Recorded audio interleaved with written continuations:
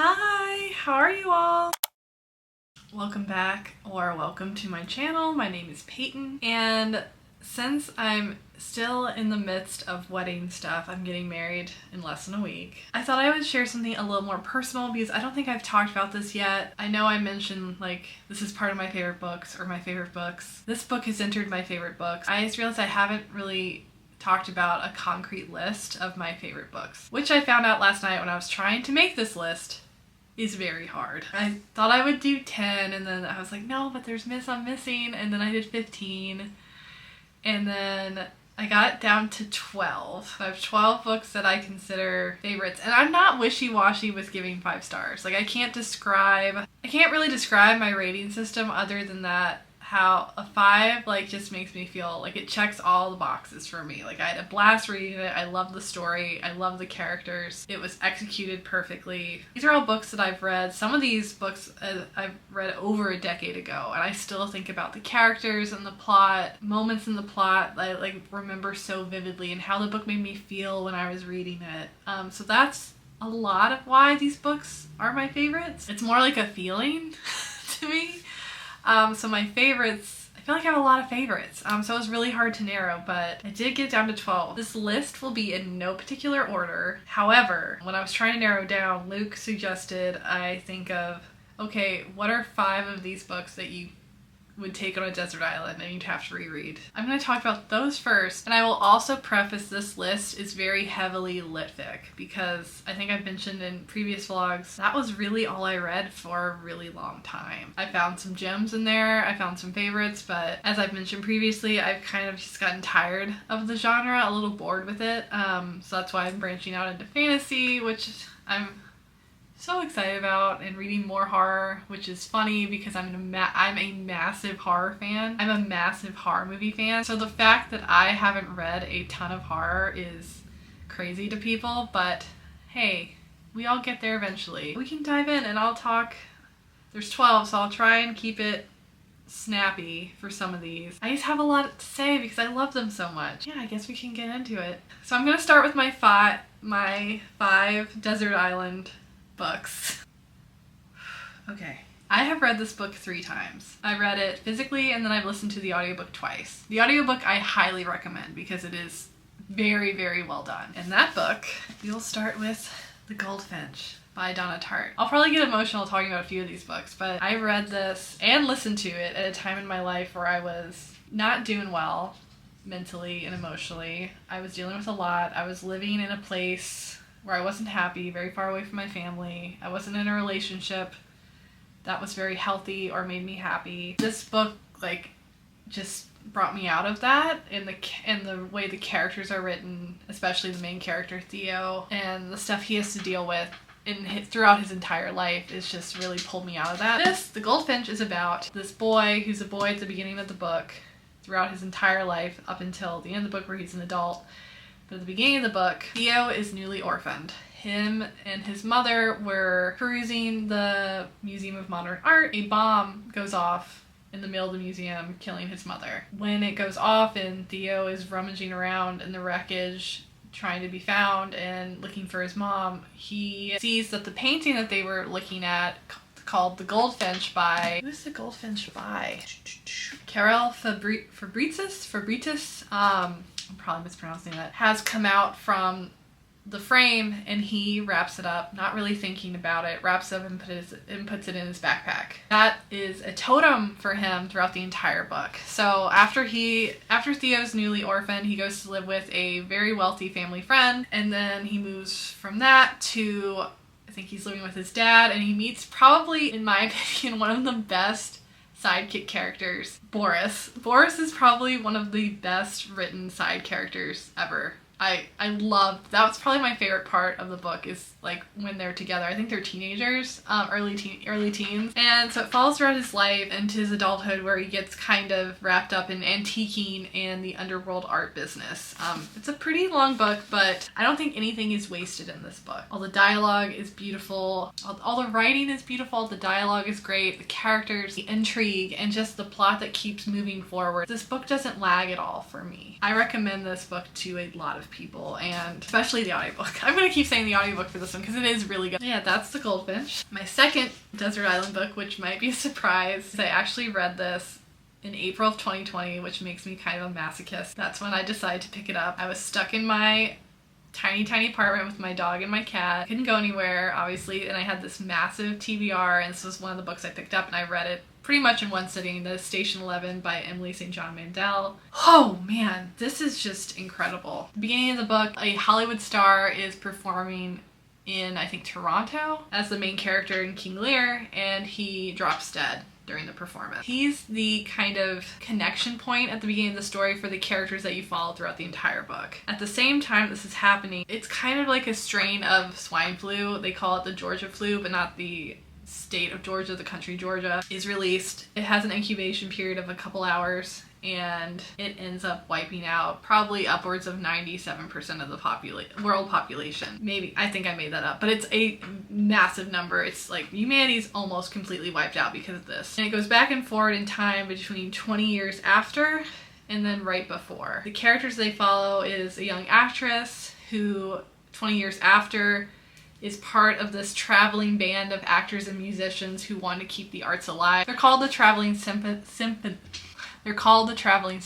and they perform Shakespeare and plays and music throughout what remains of the United States to whoever they come across. The perimeter of the story, there's also this dangerous self-proclaimed prophet who is involved with a few other characters in the story, and the climax leading up to them coming together. It's excellent. It's excellent. Such a good portrait of people being resilient, of art being kept alive throughout something just so devastating. It's such a hopeful novel, even if it is, like, I read this in the early days of COVID, like, whew, this is hitting a little close. I've read this and I've read Sea of Tranquility. She is just an excellent writer. Not a long book, but it packs so much of a punch. She's an auto-buy author for me at this point. If you love theater, if you love post-apocalypse stories and hope, it's just so engrossing. And again, I read this in pretty much one sitting. It's just so good.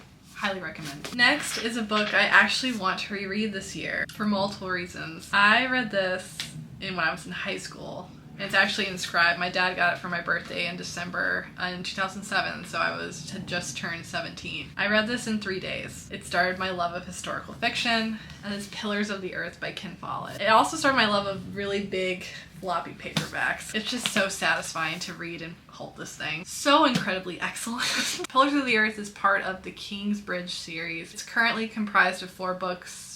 I think it's 4 books. And I don't know if he plans to write more, but I've only read 2 of them. That's the main reason I want to reread it, is to get caught up in the series. And it's just a blast to read. Ken Follett masterfully recreated England in the Middle Ages, which is probably my favorite time period to read about in historical fiction. This is basically, at its the barest plot, it all centers around the building of this cathedral, which sounds really boring. I think Ken Follett literally sprinkled crack throughout all these pages because I could not get enough of it. It's so fast-paced and action-packed, and there's romance, and there's betrayal, and there's revenge, and the book starts off with the hanging of an innocent man, and then there's like a witch involved too, with the cathedral being built and all the people that are involved with it, and then this newly formed city of this newly formed hamlet of Kingsbridge, with the cathedral as its center point and the people who are involved in making it, from the master builder, prior, and how they're all intertwined in the story. It is almost 1,000 pages. I will guarantee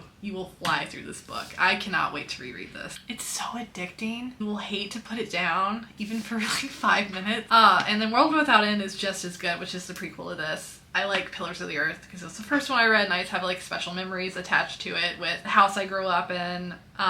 We didn't have a lot of money, and we didn't have cable, so it was mainly a lot of me. It was either me playing Xbox for hours or me reading for hours. This is one of the books I have a very strong memory of holding on to and just loving. So next is Shadows of the Wind by Carlos Ruiz Zafran, and I love the end pages are this old tiny book. So if you love books and you love libraries or reading about books and libraries and book lovers, whew, this is the book for you. This is set in Barcelona in 1945. It's about Daniel, who is this antique book dealer's son, whose mom has recently passed and he's been in mourning, so he finds a lot of solace in reading books in his dad's shop, and he comes across a book titled The Shadow of the Wind. And he goes on this quest throughout most of the book to find the rest of the author's published work. There's also a lot of mystery and intrigue in this book because while Daniel is trying to find these books, someone else simultaneously is on a mission to destroy all of them.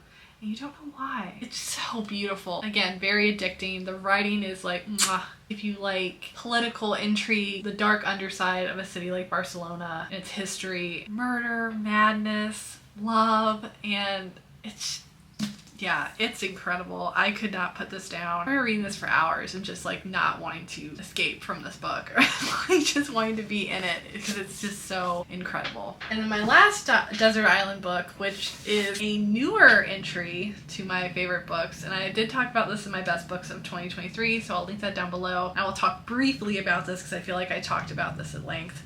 Tomorrow by Gabrielle Zevin. This is just incredible. This is just amazing. And if you love video games, if you like reading books, more of a platonic type of romance, and reading about what inspires people and what inspires two people together to create a work of art like a video game. It's about two friends who meet when they're young and then reconnect in college and create this wildly successful video game called Ichigo. It follows them throughout many years in their adult lives and trying to build their business together and build other games together. And I was actually in the car with Luke, because Luke, I was so happy, he listened to the audiobook of this, and I was actually in the car with him when he was listening to a very particular part in this book that made me sob when I read it. And if you know, you know, but I teared up again when that part came up. It's just so well done. It's so sad, and it's so, oh god, see, and it's so beautifully written. And you just feel for all these characters. They're so vivid, they're so real, and yeah. Alright. The rest is just gravy. Oops. Coffee, hold on. Another newer edition is Ninth House by Leigh Bardugo. I love this shit. I ate this up. I read this so fast. I was so enthralled. My first foray into dark academia, and I think I am a full-fledged dark academia girly. It's funny. It's really dark, surprisingly dark. I don't know, I liked being in like the secret societies of Yale and the magic system and the magic and the lore and all the characters, and Alex is an incredible female main character. She's amazing. And the ghost element and hell, and if you are thinking about reading something like dark academia, there's quite a few places you could start. I will say that there's a ton of resources on TikTok, especially. It's like dark academia is like such a trigger word right now. This would be a great place to start if you like fantasy as well, but it's not overwhelmingly fantastical. It's still in our world. Is that Yale? It has deals with a lot of dark themes and content. I just haven't rooted for a FMC like Alex in so long. Because she is just a smart ass, and she just like literally comes back from the dead. Just kicks so much ass in this story. I know Leigh Bardugo has a new release coming out in April. I will be first in line to read that book, but I'm desperately awaiting another installment of Alex Stern. So badly. So good. The only horror? Well, I was about to say the only horror on this list, but I'll get to that in a second. Pet Sematary by Stephen King. I love my edition. It's so beat up. Not only, I saw the movie at a really young age, the one from the 80s. That's so good. But the same scene in the movie and the book scared the crap out of me. Zelda? Anyone? That back room? Oof. Man, I had nightmares about that. Not only is this just such a freaky read, it's also incredibly heart-wrenching and sad. And Stephen King has talked about how much of a painful book this was for him to write, and I can totally see it. It's about this new doctor who gets this new job at the university, and they move, and he has a young family, he has a daughter and a toddler and a wife, and they're happy, a new start for them, and it's all great. Their neighbor, Judd, takes them out behind their house and shows them this pet cemetery. The wife is like extremely like, this is so morbid and sad. Judd's like, well, I mean, it happens. It's not a scary place, it's a happy place. Then there's a place beyond the pet cemetery where you're not supposed to go, but people have gone, and done stuff they shouldn't have done. And stuff happens in this book with this main character. Such a heartbreaking character. And it kind of like makes you think, what would you do in that situation? What would you do if you had the opportunity to bring back someone you loved? Yeah, this is probably my favorite King. The Stand is real close. This is the one I've reread the most. It's brilliant. The reason I said that was the only horror on this list, because I feel like this next book I'm going to talk about I've heard described as horror, and there's a little bit of a debate online or whether or not to classify this as horror. So I don't know what I'm going to say other than it's a horrific read for sure, and there's elements of a ghost story in it. I don't know if I would full on label this a horror book. And that's just my opinion. I would love to know yours. Beloved by Toni Morrison. This is my favorite Toni Morrison. I've read quite a few of her work. There's no review that I could make that could adequately describe how incredible this book is. This one, just, I think about it a lot. I think about the main characters. I think about the writing. I think about heavy this is. I read this for the first time in 2019. I read it in pretty much one sitting. This is about an escaped slave, Setha, who is basically recounting her time as a slave, and her daughter died and she's being haunted by the ghost of her. And she's known only as Beloved. And Toni Morrison not only addresses the death of this child, but also countless deaths due to slavery and racial violence, and states that all of them are beloved. I think this is such an essential read, even if it is incredibly hard to get through, especially in quite a few places. It really shakes you up. A brutal book, but it's not without its truth, and it's so beautifully written. Haunting. I think that's the best word I can use to describe this book, is so haunting. Not only because of its content, but just the lingering effect that it has on you and the characters that you just can't get out of your head. Maybe I take back what I said. It is a horror story. Multiple different avenues, but not in the way you would think of like a Stephen King story being a horror story. Yeah, just be prepared. It's a lot. It is one of my favorite reads of all time. If you've never read Toni Morrison before, I would recommend this as a good place to start, but also like I love Sula. Sula's an amazing book too. Beloved, I just remember and hold on to the most out of her works. Again, I wish I could speak more eloquently about this book, but there's nothing I can say that would express how incredible it is.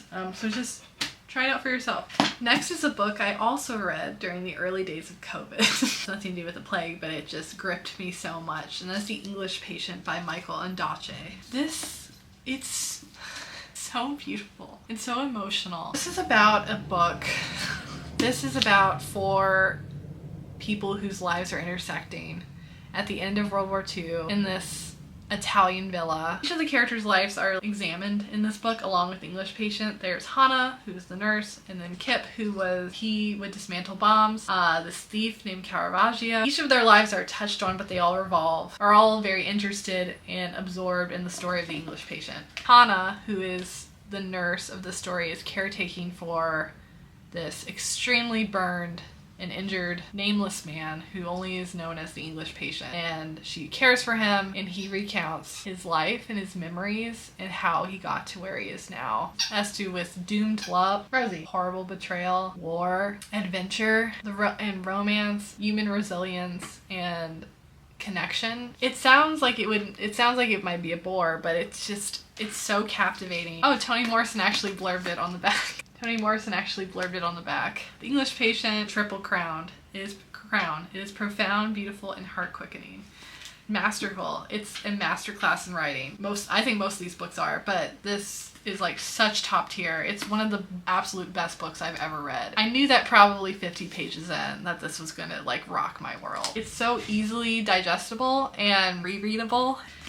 It's just great. Like, it's not a super long book. The movie's excellent too. It's so good, and it won the Booker Prize, which normally I don't have luck with Booker Prize winners, but this is quite the exception. Next is, and I love my copy so much, next is The Book Thief by Marcus Zusak. I think I also read this in high school. It's about, you're basically following death during the early days of Nazi Germany, which is enough of a plot driver in itself, but it also follows Lisa, this young girl whose parents are sent to a concentration camp, and she is living with a foster family, and I think they're friends of her family who are keeping her safe. Obviously, books in Germany are hard to find, or basically burned. So she steals books. And so that's her story and the inhabitants of the street she lives on and the building she lives in, the people in the book she reads, and also Death, who narrates it all. So this is a very fast read. It looks like it would be a massive book. The way it's written and the breaks that are in it from the stories that she's reading. Yeah, it's so emotional. It's so good.